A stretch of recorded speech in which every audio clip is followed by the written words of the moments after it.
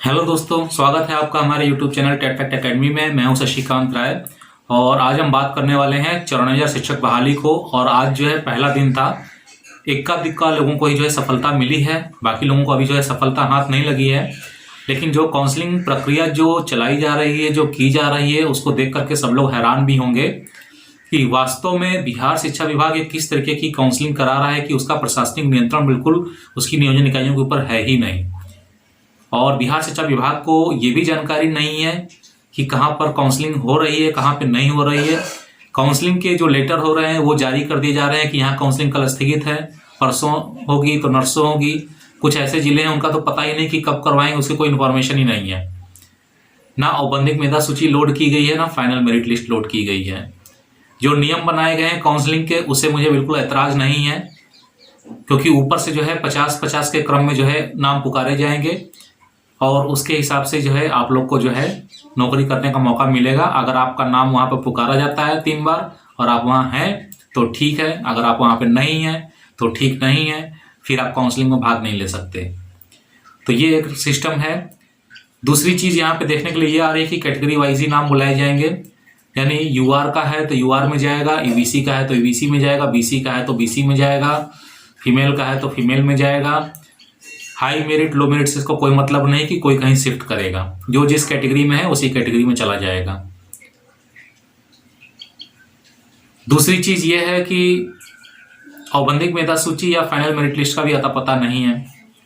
अभ्यर्थी अपना नाम कैसे देखें, नाम उनका है कि नहीं है, उसकी भी कोई जानकारी नहीं है। मैं भी आज एक काउंसलिंग सेंटर पर गया था नगर निकाय की काउंसलिंग देखने। वहाँ पे मेरिट लिस्ट जो है लगाई गई है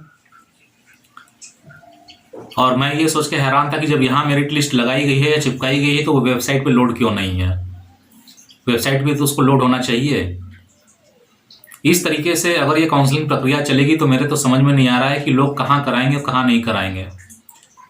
अभी मैं थोड़ी देर पहले बिल्कुल चेक कर रहा था रोहतास जिले का, जहाँ पर जो है कुछ डेट में काउंसलिंग किसी प्रखंड में है और किसी प्रखंड में नहीं है। तो अब सोचने वाली बात यह है कि वहां पर काउंसलिंग क्यों नहीं हो रही है। बिहार शिक्षा विभाग उनसे क्यों नहीं पूछता है कि आप यहाँ काउंसलिंग क्यों नहीं करवा रहे हैं। कहीं कहीं तर्क ये दिया जा रहा है कि जो है दिव्यांगजनों के जो है आवेदन प्राप्त हो चुके हैं, इसलिए यहाँ की काउंसलिंग स्थगित की जा रही है। तो मेरा कहने का मतलब यह है कि जब कल काउंसलिंग होनी है और आज आपको इन्फॉर्मेशन मिल रही है कि दिव्यांगजनों के जो है जो आवेदन है वो प्राप्त हो चुके हैं, इसलिए काउंसलिंग स्थगित की जा रही है, मेरे समझ में नहीं आता है। क्योंकि उसकी लास्ट डेट तो 25 ही थी। क्या आपको 25 तारीख तक पता नहीं था कि दिव्यांगजनों के आवेदन प्राप्त हुए हैं कि नहीं हुए हैं? ऐसा बहुत जगह जो है नोटिस जारी किया जा रहा है। तो आप लोग जिला की वेबसाइट पे जाके रिक्रूटमेंट वाले ऑप्शन पे क्लिक करिएगा। वहां से आपको कोई भी काउंसलिंग का लेटर मिल जाएगा। उसकी सूचना आप डेली देखिए, रोज सुबह देखिए, रोज शाम को देखिए। अगर वहां रिक्रूटमेंट ऑप्शन में नहीं मिलता है तो आप जो है नोटिस बोर्ड वाले ऑप्शन पे क्लिक करके देखिए, लेकिन देखिएगा जरूर और उसको कागज पे बकायदा नोट कर लीजिए कि कहाँ काउंसलिंग होनी है कि नहीं होनी है। और जहां जिस डेट में हो रही है वहां पर जो है आप 11:30 बजे से पहले पहुंच जाइए। अगर आप 11:30 बजे के बाद पहुंचते हैं और अगर आपका नाम जो है पुकार दिया गया है तो फिर समझ लीजिए कि जो है आप काउंसलिंग में दोबारा पार्टिसिपेट नहीं कर सकते हैं। ये सारे नियम हैं।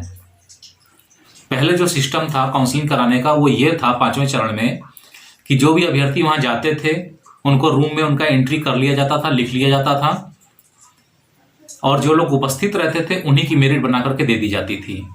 और 11:30 बजे अगर आप नहीं पहुंचते हैं तो फिर आपको काउंसलिंग में पार्टिसिपेट करने का मौका नहीं मिलेगा। आप बिल्कुल काउंसलिंग सेंटर पे 8 बजे पहुंच जाइए। मास्क वगैरह जो है लगा के जाइए। मास्क जो है लोग नहीं फॉलो कर रहे हैं।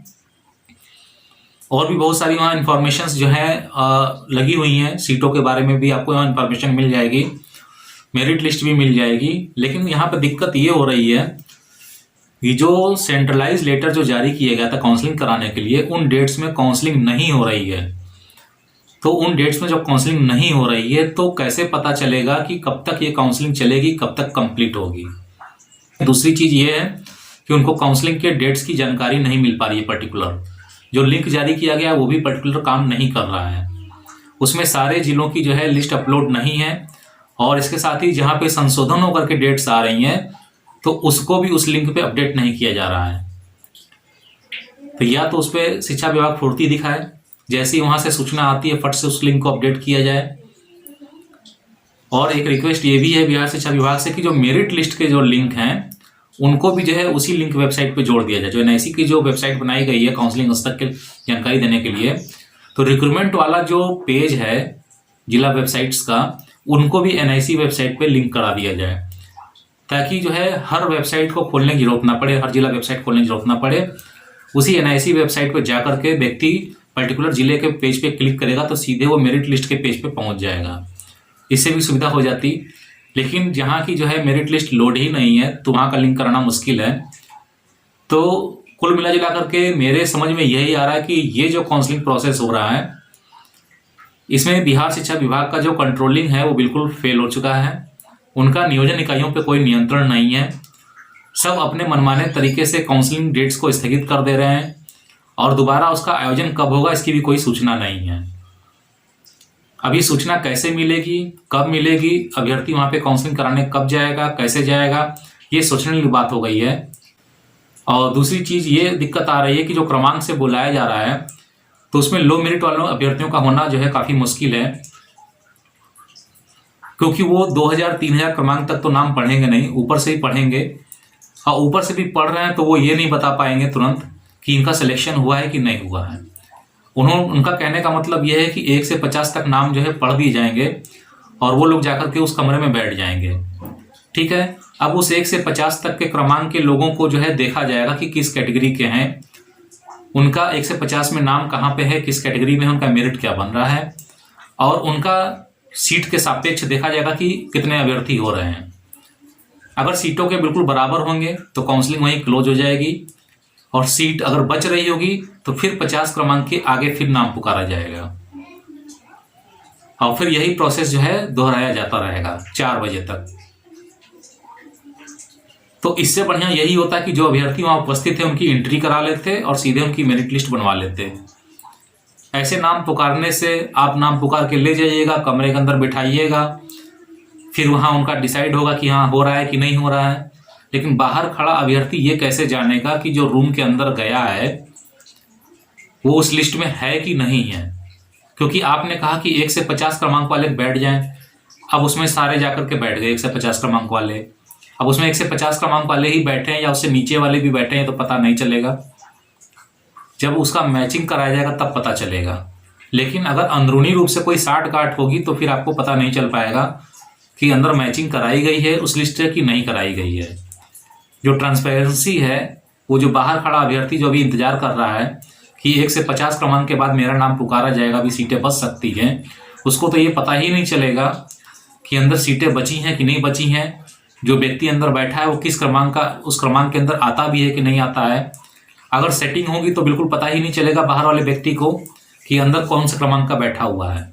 अगर मान लिया हमने किसी से सेटिंग की हुई है, किसी नियोजन इकाई के कर्मचारी से, और वहां कहा गया कि 1 से 50 क्रमांक तक के लोग बैठ जाइए, और उसमें मैं जाकर के बैठ गया क्योंकि मैंने पैसा दिया हुआ है, तो मेरी सीट जो है रिजर्व कर ली जाएगी। बाहर जो खड़ा अभ्यर्थी उसको कैसे पता चलेगा कि उस क्रमांक में है कि नहीं है? और जो बाकी बची सीटें हैं उन पे अनाउंस किया जाएगा।